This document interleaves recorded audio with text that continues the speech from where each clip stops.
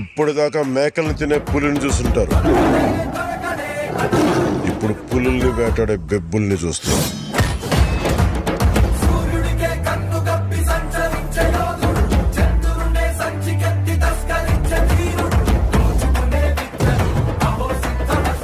సర్దుకోలేకపోతున్నాను, సాయం చేస్తావా?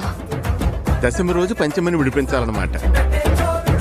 నేను రావాలని చాలా మంది ఆ దేవుడికి దండం పెట్టుకుంటా ఉంటారు, కానీ నేను రాకూడదని మీరు చూస్తున్నారు. వినాలి, వీరములు చెప్పింది వినాలి.